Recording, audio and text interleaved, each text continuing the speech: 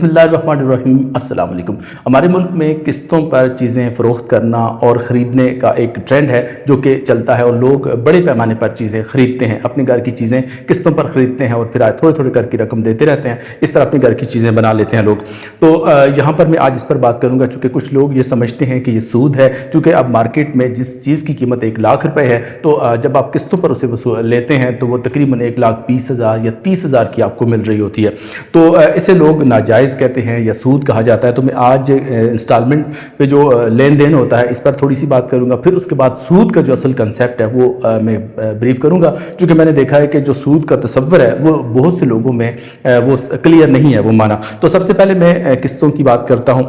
इसका जो कारोबार है उसको शरीयत किस नज़र से देखती है, इस हवाले से सूरह बकरा की आयत नंबर 275 है और उसके साथ फिर 276 को मिला के हम बात करेंगे। तो सूरह बकरा की आयत नंबर 275 में 275 में अल्लाह फरमाता है कि अल्लाह ने तिजारत को हलाल फरमाया है और सूद को अल्लाह हराम करता है। तो यहाँ से ही किस्तों पर जो कारोबार है उसके जवाज़ का सबूत हमें मिल जाता है कि ये जायज़ है। देखें, अल्लाह ताला जो सूद को मना करता है, सूद का मतलब जो होता है कि आप अगर कैश किसी को दें और बदले में ज़्यादा वसूल करें तो ये सूद की ट्रांजैक्शन होगी। और अगर उसके बदले में आप कोई तिजारत करते हैं, कोई चीज़ बेचते हैं और उसके बदले में अगर आप कोई रकम वसूल करते हैं तो वो जायज़ होती है। तो इसमें आमतौर पर यह कहा जाता है कि जो देखा भी गया है कि जो किस्तों पर चीज़ें फ़रोख्त करते हैं वो मार्केट से कुछ ज़्यादा चीज़ें महंगी बेच रहे होते हैं। इस पर लोग एतराज़ करते हैं और इसे सूद करार देते हैं। देखिए, सूद तो यहाँ पे नहीं होता, मगर कुछ थोड़ा सा आप ये देख सकते हैं कि जो लोग आपके पास आते हैं वो आमतौर पर कोई मालदार लोग नहीं होते, वो माशी तौर पर कमज़ोर लोग होते हैं और फिर उन्हें मजबूरन जो है वो महंगी चीज़ें ख़रीदना पड़ती हैं। तो इस हवाले से जो कुरान मजीद की आयत नंबर सूरह बकरा की आयत नंबर 276 जो है उसमें अल्लाह ताला एक ख़ास बात बयान फरमाता है कि अल्लाह ताला सूद को मिटाता है और सदक़ात को बढ़ाता है। आप ये देखें कि इसका एक रेलेवेंस है इसके साथ कि अल्लाह ताला सूद को मिटाता है। आपने भी सूद की ट्रांजैक्शन नहीं की, आपने उसकी जगह तिजारत की है। आगे सदक़ात का जिक्र आया कि अल्लाह ताला जो है जो लोग सदका करते हैं उनके माल में अल्लाह इजाफा कर देता है। जो सूद जो कारोबार करते हैं अल्लाह उनके माल में कमी कर देता है। मतलब ये कि कभी कभार उनकी ज़िंदगी कम हो जाती है, औलाद को कभी नुकसान हो जाता है, कभी बीमारियों में फंस जाते हैं, मुश्किलात में फंसे रहते हैं। तो वो सूद की जो नौसत है उस दुनिया में भी उनको अपने चुंगल में फंसाए रखती है। तो सदक़ात की बात जो यहाँ हुई है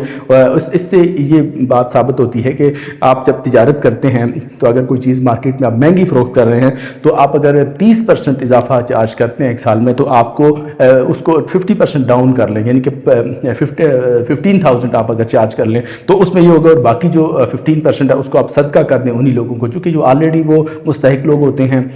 वो माली तौर पर इतने मुस्तहकम नहीं होते, तो आप उन्हें कोई स्पेशल डिस्काउंट दे दें। तो जब आप उनको स्पेशल डिस्काउंट दे देंगे जो आपकी जो मरवजा कीमत है उसमें, तो उसमें ये होगा कि वो फिर अल्लाह ताला आपके माल में इजाफा करेगा। उसमें ये होगा कि फिर मज़ीद नए नए लोग आपके पास आएंगे, इस तरह आपका माल भी बढ़ जाएगा। तो इसके बाद मैं सूद पर बात करता हूँ कि सूद होता क्या है। देखें, एक तो ये होता है कि हम जो कर्ज़ा देते हैं और कर्ज़ का जो लेन देन है उसमें जो सूद है वो मैं आपके साथ शेयर करता हूँ। सबसे पहली बात यह है कि जब आप कर्ज़ का लेन देन करते हैं, कर्ज़ देते हैं या वसूल करते हैं तो उसमें 2 शराइत तय करते हैं तो तब सूद बनता है। यानी कि एक ये है कि आपने एक मुद्दत तय कर दी कि आपने फलान टाइम पे मुझे ये कर्ज वापस करना है और इजाफी रकम भी आपने तय कर दी कि इतने ऊपर आपने मुझे वापस करने हैं।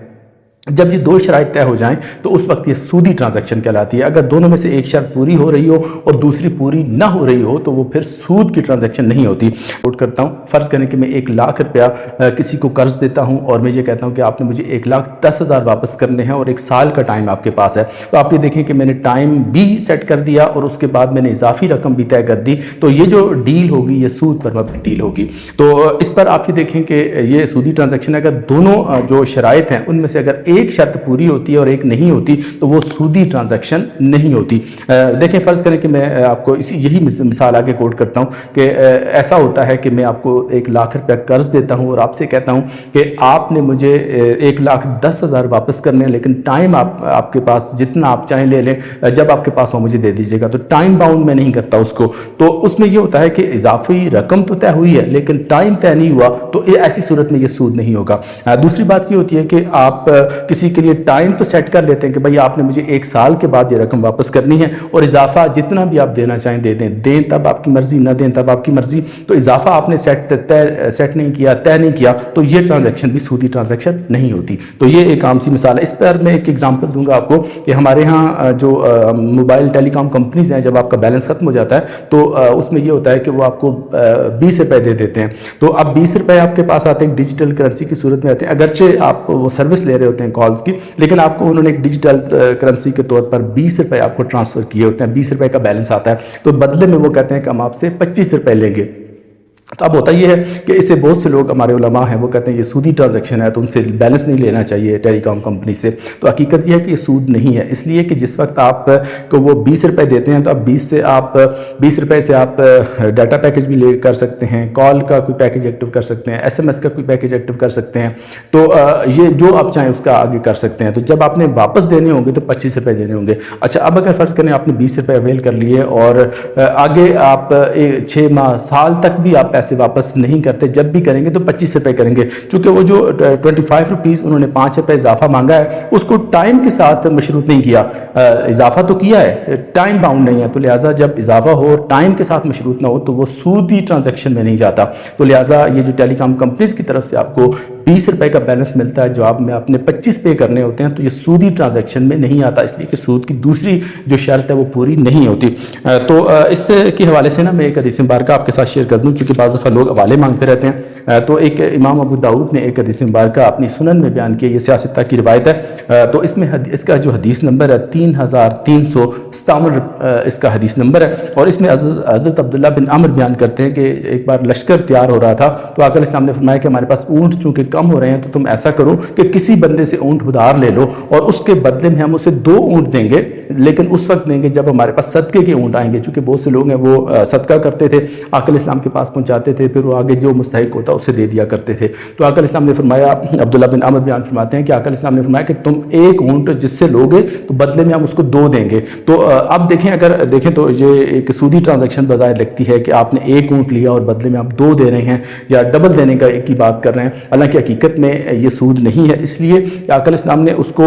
کے لیے کوئی ٹائم فکس نہیں کیا، فرمایا کہ جب بھی صدقے کے اونٹ ہمارے پاس آئیں گے، کل آ جاتے ہیں، پرسوں آ جاتے ہیں، مہینے بعد، 2 ماہ بعد یا سال کے بعد بھی اگر وہ ہوتا ہے تو جب بھی صدقے کا اونٹ آئے گا تب ہم آپ کو دیں گے۔ تو چونکہ صدقے کا اونٹ کس دن آنا ہے وہ کوئی ٹائم نہیں پتا، تو لہٰذا اس میں ایک شرط تو پوری ہوتی ہے کہ اضافی جو ہے وہ آپ نے 1 اونٹ دینا ہے، لیکن دوسری شرط پوری نہیں ہوتی، تو جب دوسری شرط پوری نہ ہو رہی ہو تو وہ سودی ٹرانزیکشن نہیں کہلاتی۔ تو اس کے بعد میں آپ کو ایک بات بتاؤں کہ جو سود ہوتا ہے وہ اس طرح سے ہوتا ہے کہ 2 ہم جنس چیزوں کو آپس میں آپ تبادلہ کرتے ہیں تو وہ سودی ٹرانزیکشن کہلاتی ہے، جیسے کہ دینار کے بدلے دینار، یعنی اشرفی جس کو بولتے ہیں، تو اب وہ دینار ہوتا ہے تو وہ سونے کا ہوتا ہے، تو سونے کے بدلے میں آپ یعنی کہ اشرفی کے بدلے آپ اشرفی دے سکتے ہیں، زیادہ وصول نہیں کر سکتے یا زیادہ دے نہیں سکتے۔ اسی طرح درم چاندی کا ہوتا ہے تو درم کے بدلے درم ہوگا، دینار کے بدلے دینار ہوگا، تو آپ اضافہ نہیں لے سکتے۔ صحیح مسلم کی یہ روایت ہے۔ پھر اسی طرح سے صحیح بخاری کے اندر یہ روایت موجود ہے کہ سونے کو سونے کے بدلے آپ بدل نہیں سکتے، مگر یہ کہ برابر برابر، آپ سونے کو سونے کے ساتھ بدلیں گے تو برابر برابر آپ ٹرانزیکشن کریں گے، جتنا دیں گے اتنا ہی واپس آپ نے لینا ہے۔ اس طرح چاندی کا ذکر ہوا ہے تو اس کا بھی ہے کہ برابر برابر آپ کر سکتے ہیں، لیکن اگر آپ نے یہ ٹرانزیکشن کرنی ہے کہ آپ نے سونا دے کر چاندی لینی ہے تو آپ یہ کہیں کہ میں 1 تولہ سونا دوں گا، 20 تولے چاندی لوں گا تب بھی ٹھیک ہے، آپ کہیں میں 25 تولے چاندی لوں گا تب بھی ٹھیک ہے، کیونکہ اب جنس مختلف ہو گئی ہے۔ تو جب جنس مختلف ہو جاتی ہے تو اس وقت وہ آپ کی جو بھی ٹرانزیکشن جو ڈیل کریں وہ شرعاً جائز ہوتی ہے، اس کے اندر سود نہیں ہوتا۔ تو ایک روایت آپ کے سامنے اگلی جو بیان کرنے لگا ہوں اس میں امام احمد بن حنبل نے اپنی مسند میں اس کو بیان کیا ہے، اس میں یہ بیان ہوا ہے کہ گندم جتنی آپ نے اتنی واپس لیں، گندم، جو کھجور، نمک، یہ برابر برابر آپ لین دین کریں گے اور اس میں نقد بنقد ہوگا، یعنی کہ جتنا آپ نے دیا ہے اتنا ہی آپ نے واپس لینا ہے، اور ٹائم بھی اس میں طے ہو گیا، یعنی کہ آپ نے فوری ٹرانزیکشن کی ہے، زیادہ آپ نہیں لے رہے۔ تو اس میں ایک امام نسائی